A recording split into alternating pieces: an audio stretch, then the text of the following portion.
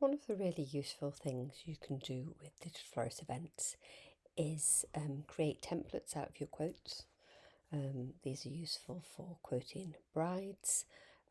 They are also useful if you do very similar quotes year on year, because all you need to do to requote would be bring up your previous quote, save it as a template, bring it into a new quote, and then you can just adjust accordingly, saving loads and loads of manual work. So I'm going to show you now how to create a template. To create a template, it does need to be done from an order to start off with. So when you first come into a quote and it's blank, you would go to choose your templates. You may not have templates already. So if you wanted to build your first template, you would need to add a recipe group and start adding items. Now what we do for wedding quotes is we would do bridal flowers. For each of these items, I would think of something that every single thing I can think of that are bridal flowers, we could possibly want in bridal flowers.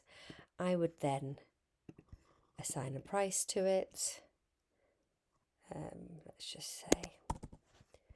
You can also assign the labour you'd want to put on here as well, which again I'm sure you would find really useful. And you can bring those across. You'd create another recipe group, and let's call this recipe group Church Flowers. And then you'd add all the items. Now, when you are at a point where you want to save your template, we go Options, Advanced, Save as Template. We'll call this Test Template.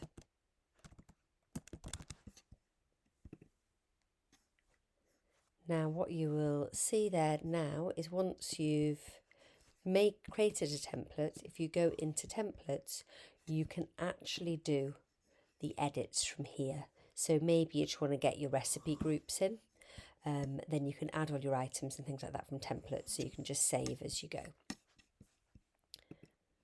I'm sure you can see the benefits of quoting via template.